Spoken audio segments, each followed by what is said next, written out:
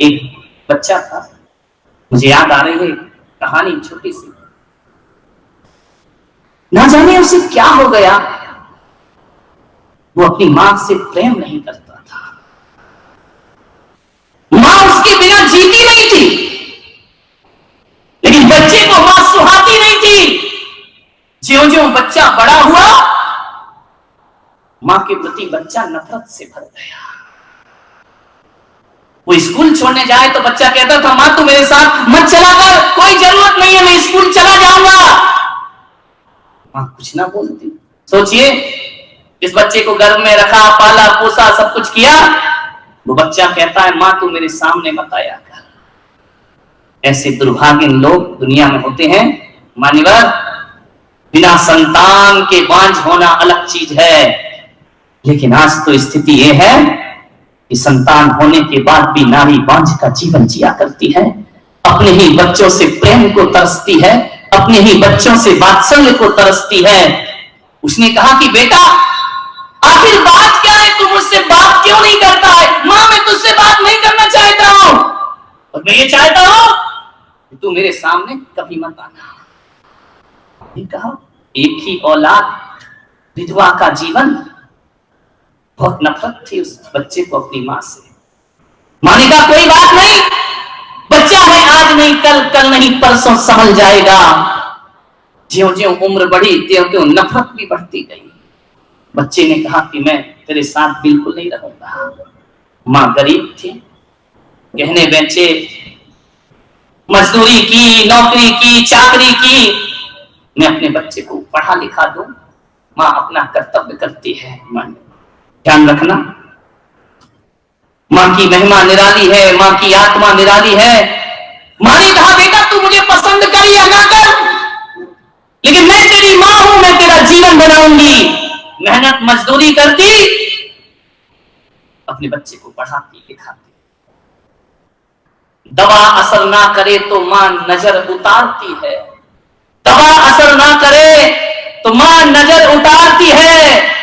वो मां है जनाब, वो कहां हार मानती है। ध्यान रखिए, मां कभी हार नहीं मानती। उसे देख देख के जीती। वो सामने नहीं आता तो छिप छिप के देख लेती, मेरा बेटा है। बड़ा हुआ, बाहर पढ़ने को भेज दिया कि तू पढ़ ले लिख ले, जो कुछ है मैं यहां मेहनत मजदूरी करके तुझे पढ़ाऊंगी लिखाऊंगी। हर मां है, मां पैसा बेचती। बच्चा शहर में पढ़ गया, लिख गया, बड़ा आदमी बन गया, लेकिन इतना सब होने के बाद उसका मां के प्रति कोई प्रेम नहीं उमड़ा। एक बार मां बीमार हुई। गांव वालों ने कहा कि मां तेरा बेटा इतना पैसे वाला, इतना बड़ा है, तो उसके पास क्यों नहीं जाती? क्या बोले वो मां? उसने कहा मैं कुछ नहीं कर सकती हूं, मेरी कुछ व्यवस्था करो गांव वालों। जिसका लड़का इतना पढ़ लिख के बड़ा हो गया, गांव में मां अकेली घूम रही है। क्या पाप किया होगा उसने? लेकिन उस मां ने कभी नहीं सोचा कि मैंने पाप किया है। वो यही सोचती रही कि मेरी परवरिश में क्या कमी रह गई कि मेरा बच्चा मुझसे मुख मोड़ करके जिया करता है। और एक बात याद रखना, माँ बाप को जिंदगी में केवल 2 बार दुख होता है। सबसे ज्यादा दुख 2 बार होता है माँ बाप को। पहला दुख तो तब होता है जब बेटी विदा होती है। ध्यान रखना, जब बेटी घर छोड़ती है तब माँ को बहुत दुख हुआ करता है, और जब बेटा मुंह मोड़ता है तब माँ को बहुत ज्यादा दुख हुआ करता है। उस माँ ने कहा कि मेरा बच्चा, उस बच्चे से माँ शब्द सुनने को तरस गई हो कि वो माँ कहकर नहीं बुलाता है। उस माँ के प्रति कोई संवेदना नहीं उस बच्चे की। जानते हो, उसके बच्चे को फोन किया गया कि तुम्हारी माँ यहां परेशान है। उसने कहा मैं उस माँ को नहीं रख सकता हूं, उस माँ को किसी वृद्धाश्रम में रख दिया जाए। ध्यान रखना, अरे नादानो, जिस माँ ने तुम्हें 9 महीने पेट में रखा, बुढ़ापे में तुम उसको अपने कमरे में नहीं रख सकते हो। ये कैसी तुम्हारी शिक्षा है, ये कैसे तुम्हारे संस्कार है, ये कैसी तुम्हारी सभ्यता है, ये कैसी तुम्हारी शोहरत है, ये कैसी तुम्हारी इज्जत है। जिस माँ ने पेट में रखा उसके लिए घर में जगह नहीं होती है। लानत है ऐसे युवाओं पर तुम्हारे घर में कुत्ता रखने की जगह है, तुम्हारे घर में जूते चप्पल रखने की जगह है, तुम्हारे घर में फटे पुराने कपड़े रखने का स्थान है। अरे जूता रखने का स्थान बनाने वाला, अपने घर में अपने माँ बाप का भी एक रूम बनाया करो, एक कक्ष बनाया करो। माँ बाप के लिए जगह नहीं है, क्या जिंदगी है भाई ये? ऐसा कैसा पढ़ लिख के आदमी बहुत बड़ा इंसान हो गया? अरे शर्म आनी चाहिए आदमी को। फेसबुक पर व्हाट्सएप पर मदर्स डे मनाते हो, माँ के बारे में बड़े सुंदर सुंदर कोटेशन लिखा करते हो, लेकिन घर की माँ के खून के आंसू बहाया करती है। ध्यान रखिए, आज ये हालात हमारे देश के बन चुके हैं। क्या दिन है तुम्हारे ये मेरे भाई? बताओ, जब तुम छोटे थे तुमसे पानी कहता भी नहीं आता था, मम्मा कह करके बुलाते थे, माँ दौड़ के जाती थी और तुम्हारे लिए पानी लेकर आती थी। अरे ये वही माँ है जब तुमसे खाते नहीं बनता था तो इसने खाना सिखाया था। ये वही माँ है अपने हाथों से तुम्हें खाना खिलाती थी। ध्यान रखिए, जरा अपने अतीत में लौटने की कोशिश करो। तुमसे तो पैदा हुए थे तो खाते भी नहीं आता था, माँ ने तुम्हें ग्रास बना बना करके खाना सिखाया था। और एक बात बताओ, जब तुमसे चलते नहीं बनता था तो सबसे पहले चलना किसने सिखाया था? तुम्हारे मित्रों ने नहीं सिखाया, दोस्तों ने नहीं सिखाया, पत्नी ने नहीं सिखाया। जब चलते नहीं बनता था, उंगली पकड़ के इस माँ ने तुम्हें चलना सिखाया था। और एक बात तो बता दो जरा कि जिस माँ ने तुम्हें चलना सिखाया, आज उनसे बुढ़ापे में चलते नहीं बनता तो उसका हाथ पकड़ने में तुमको शर्म आती है। अनिवार्य, जिसने तुम्हारी थाली में रोटियां रखी, आज उसकी थाली में रोटियां नहीं है। सोचिए, जिसने आंचल का दूध पिलाया, उसके लिए तुम्हारे घड़े में पानी पिलाने को एक गिलास पानी नहीं है। एक बात याद रखना, कितना भी तुम नाम कमाना, इज्जत कमाना, शोहरत कमाना, पुण्य कमाना, मां के आंसू यदि आ गए तो सारा पुण्य मां के आंसुओं में बह जाया करता है। ध्यान रखिए, एक बात स्मरण रखना, कुछ भी कर लो, कितना भी जिंदगी का ऊंचाइयों को प्राप्त कर लो, यदि माँ बाप की आंखों में आंसू हैं तो गोमटेश्वर बाहुबली भगवान का अभिषेक घड़ों से भी करके आ जाओ, मूर्ति तो अभिषेक स्वीकारेगी, लेकिन मेरे बाहुबली अभिषेक स्वीकारने वाले नहीं हुआ करते हैं। ध्यान रखो, क्या करते हैं अपने जीवन में? विचार करो, छोटी होती है तो भी पानी पिलाती है तुम्हें, जब तुम छोटे थे तब भी पानी पिलाया, बड़े हो गए तब भी कहते मम्मी पानी लाओ, शादी हो जाए मां पानी लेकर आ। एक बात तो बताओ मेरे नौजवानों, कभी मां के जीवन में भी ये दिन आएंगे कि वो कहे बेटा एक गिलास पानी लेकर आ, और वो कहे और तुम गिलास लेकर के दौड़ जाओ? क्या ऐसे दिन अपने माँ बाप को कभी नहीं दिखाओगे? बचपन में भी उसने कपड़े धोए और बड़े होकर भी उसने कपड़े धोए, कभी माँ की साड़ी धोने का प्रयास करो मेरे भाई। घर में आते हो ऐसा माहौल रहता है, ऐसे घरों को मैं जानता हूं जिन घरों में माँ बाप चार चार आंसू बहाया करते हैं। उसे कह दिया कि इसे वृद्धाश्रम में छोड़ दिया जाए, वृद्धाश्रम में चली गई वो माँ। एक बात याद रखना, वृद्धाश्रम इस भारत का गर्व और गौरव नहीं हो सकता है। वृद्धाश्रम इस भारत के लिए बदनुमा दाग हुआ करता है, वृद्धाश्रम इस भारत के लिए कलंक हुआ करता है। और मैं तो ये कहता हूं, लाल किला इस देश की शान हो सकता है, कुतुब मीनार इस देश की शान हो सकती है, एक बात याद रखना, ताजमहल इस देश की शान हो सकती है, अरे गौशाला इस देश की शान हो सकती है, लेकिन वृद्धाश्रम इस देश की शान कभी नहीं बन सकती है। ये तो कलंक हुआ करता है, औलाद के रहते हुए माँ बाप वृद्धाश्रम में जाए, इससे ज्यादा दुर्भाग्य इस देश का कोई दूसरा नहीं हो सकता है। वृद्धाश्रम की कल्पना मैं चाहता हूं, अरविंद जी यहाँ बैठे हुए हैं, उन्होंने मुझसे कहा महाराज मैं वृद्धाश्रम बनाना चाहता हूं।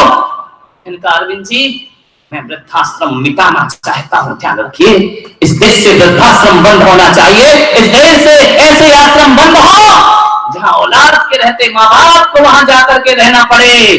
ध्यान रखिए, इससे बड़ा दुर्भाग्य क्या होगा हमारे देश का कि बच्चे बड़े बड़े महंगे फ्लैट में रहते हो, बच्चों बूढ़े वृद्धाश्रम में। मैंने भी एक वृद्धाश्रम पुष्पगिरी में चल रहा है, बनाया है, उसमें रहते हैं लोग, लेकिन मेरी कोशिश ये रहती है कि उसमें संख्या बढ़ना नहीं चाहिए, दिनों दिन घटना चाहिए। मान्यवर, जब वो वृद्धाश्रम मैंने बनाया था वात्सल्य धाम, 30 लोग थे शुरुआत में, आज वहां 8 लोग हैं, बस ध्यान रखिए। मेरा काम इन बच्चों को सुविधा देना नहीं है। मेरे पास एक व्यक्ति आया, बोले मेरे माँ बाप को मैं आपके वृद्धाश्रम में रखना चाहता हूँ। मैंने कहा शर्म आना चाहिए तुमको, कैसे कह रहे हो कि वृद्धाश्रम में रखना चाहता हूँ? एक बात बताओ, आज बूढ़े माँ बाप को वृद्धाश्रम में रखते हो, अरे कल पैदा हुए थोड़े अनाथ आश्रम में छोड़ आते तो आज एक संत से बात करने की औकात नहीं होती तुम्हारी। ध्यान रखिए, आज ऐसे समय पे गर्भपात का जमाना है, उसके बाद भी माँ बाप ने तुम्हें पाल पोस के रखा है। ध्यान रखिए, यदि ये माँ बाप बचपन में तुम्हें किसी वृद्धाश्रम आश्रम में छोड़ देते तो आज इज्जत की जिंदगी नहीं जी रहे होते तुम लोग। मैंने उस आदमी से कहा कि भाई साहब, तुम्हारे हाथ जोड़ता हूं, इन माँ बाप को मेरे वृद्धाश्रम में मत छोड़। क्या दृश्य रहा होगा वो, मैं देवास में था मध्य प्रदेश के, वो अपने माता पिता को लेके आया, बूढ़ों को, इधर माता पिता बैठे, इधर मैं बैठा, इधर बच्चा बैठा है, वो कहता है इन्हें आप वृद्धाश्रम में रखो। शर्म आना चाहिए मेरे भाई।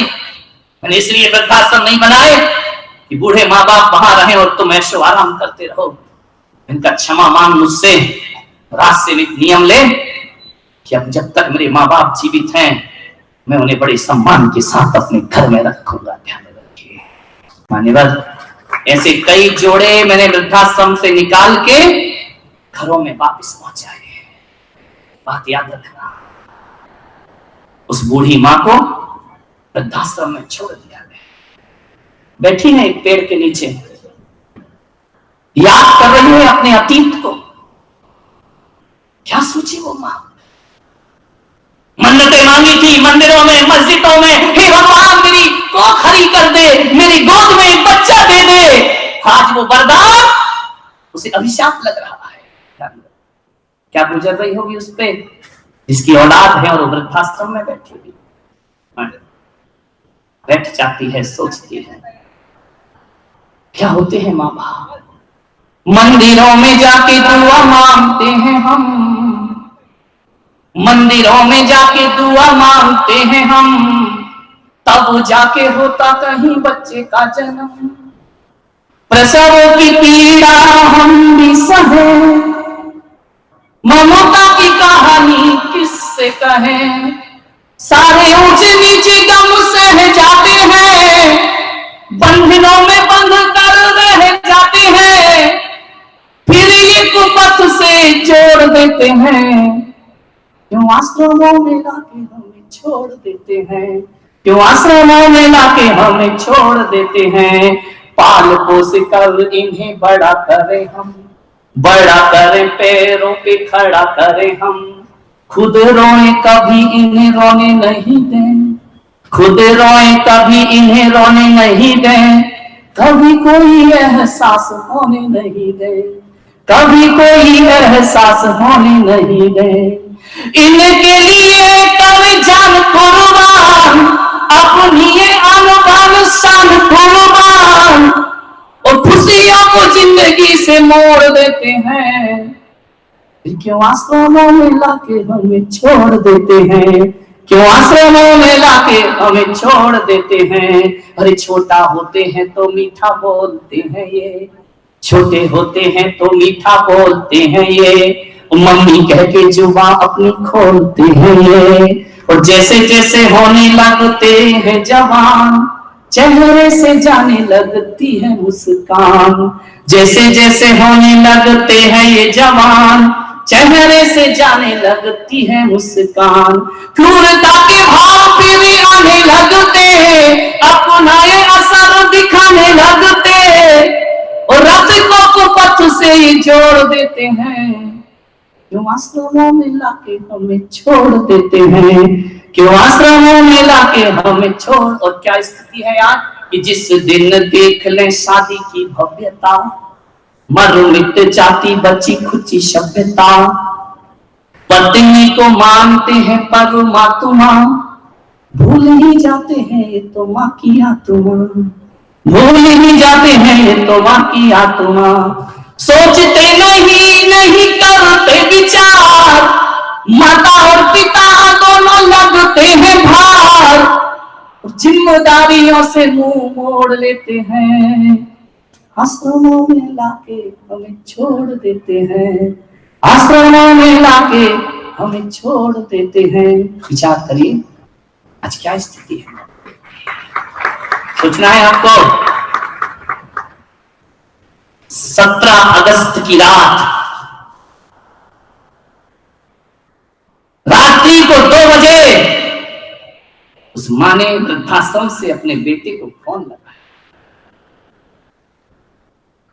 फोन की रिंग बजी, फोन उठाया उस बच्चे ने। मां ने कहा कि बेटा, बोले कौन बोल रही हो? बोले मैं तेरी मां बोल रही हूं। क्या बात है मां, इतनी रात को फोन करने की जरूरत क्या है?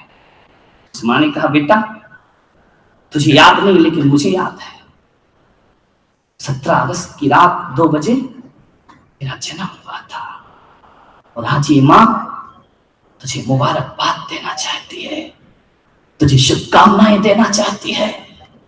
तू बेटा जीवन में बहुत ऊंचाइयों को प्राप्त करे। जो दिन मैंने देखे वो दिन तू कभी ना देखे। तेरे पास कोई बद्दुआएं ना आए। मेरे बच्चे जन्मदिन की शुभकामनाएं ले ले मेरे से। जानते हो, बच्चे ने कहा मां तेरा दिमाग खराब है, रात को 2 बजे मुझे फोन लगा रही है, क्या जरूरत थी? सुबह भी तो बोल सकती थी ना, मेरी रात की नींद हराम कर दी तूने। मैंने कहा बेटा मैं अपने जज्बातों पे कंट्रोल रखूंगी, मुझसे गलती हो गई। मेरे बच्चे आज के दिन मैं तुझे भूल नहीं पा रही हूं, जब से इस वृद्धाश्रम में आई हूं। आज 17 अगस्त की रात तेरी नींद खराब हो गई। मेरी नींद तो 2.5 साल से उड़ी पड़ी है इस वृद्धाश्रम में। बेटा मुझे माफ कर कि मैंने तुझे फोन कर दिया। एक बात याद रखना मेरे बच्चे, आज मैंने तेरी नींद हराम की है, आज के बाद कभी नींद हराम ना करूंगी, लेकिन बस एक बात का उत्तर मुझे दे दे, मैंने तुझे शुभकामनाएं दी तो तेरी नींद हराम हो गई। आज की रात जब तू पैदा हुआ था मेरी पूरी रात की नींद हराम हुई थी, उस रात की क्या कीमत होगी मेरे पास? आज तेरे लिए मैं दर्द से तड़पी थी, उस रात की कोई कीमत है तेरे पास? एक रात की नींद हराम तो तुझे गुस्सा आ गया। मेरे भाई एक बात तो बता दो, आज बुढ़ापे में माँ बाप कुछ बोलते हैं तो हमें कितना गुस्सा आता है। सोचिए, याद करो बचपन के वो दिन जब तुम्हारे आंगन में एक चिड़िया आकर बैठी थी, तुमने पापा से पूछा था कि पापा ये क्या है? पापा ने कहा था बेटा ये चिड़िया है। तुमने फिर पूछा पापा ये क्या है? थोड़ी देर बाद पापा ने फिर कहा कि बेटा ये चिड़िया है।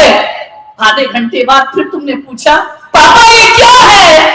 पापा ने कहा बेटा ये चिड़िया है। तुमने 10 बार पूछा, पापा ने 10 बार बताया। पापा को गुस्सा नहीं आता?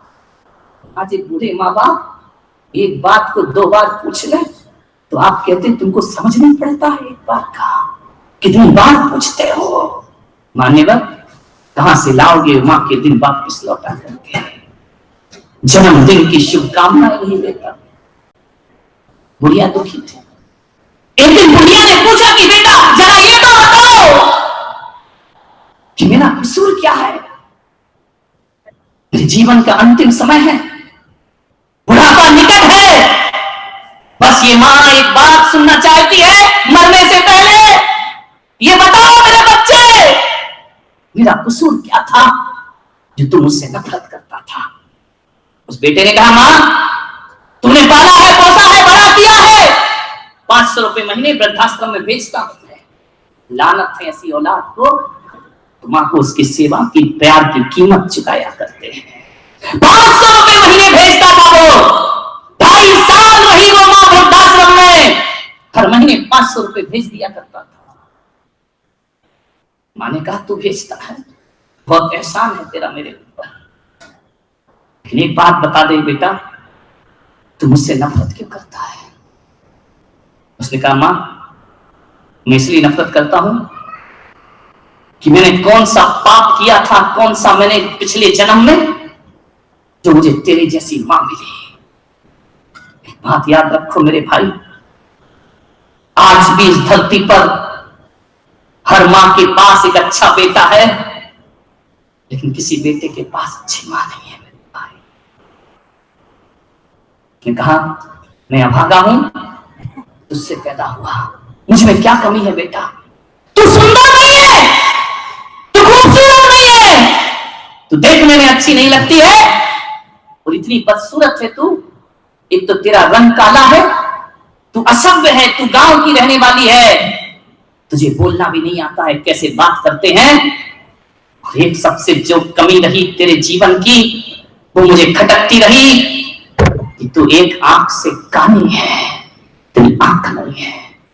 नादान औलाद, हमारा देश तो वो देश है जिस देश में हम लोग रहते हैं, यहाँ माँ की सुंदरता नहीं, माँ की ममता देखी जाती है, माँ का प्यार देखा जाता है। और मैं तो कहता हूँ माँ के प्यार से बड़ी सुंदरता दुनिया में कोई दूसरी।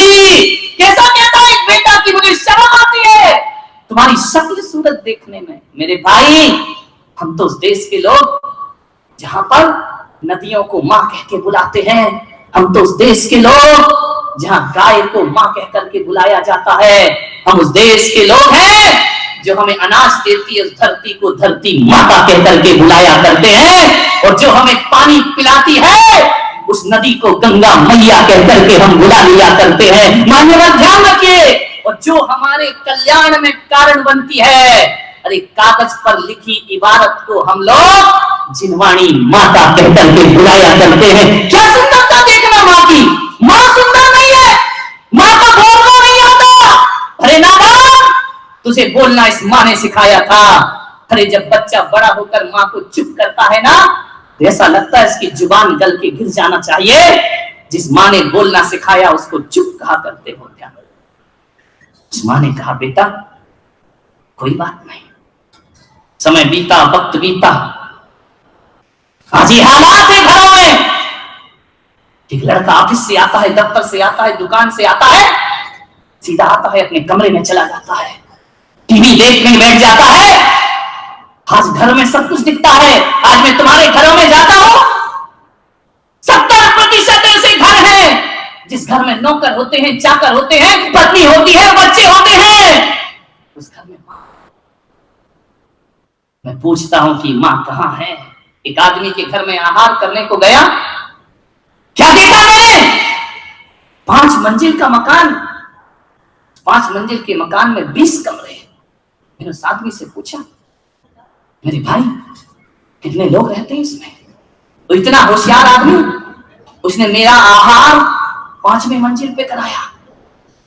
20 कमरे कहां चढ़ाया? 5वीं माला पे। मैंने कहा भाई तो इतने ऊपर लेके क्यों आया? आहार भोजन तो नीचे भी हो सकता था ना। बोले नहीं महाराज, यदि आप नीचे आहार करते तो मेरा घर कैसे देखते? धर तेरे की आदमी। मैंने कहा जो तू घर मुझे दिखा रहा है, इन घरों को संत लात मार के आता है, ध्यान रखिए, तब जाकर वो संत हुआ करता है, सन्यासी हुआ करता है।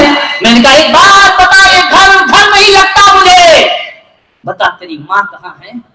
उसने नजरें झुकाई, बोले इसी गांव में है, छोटे भाई के साथ रहती है। मैंने कहा तेरे साथ क्यों नहीं रहती है?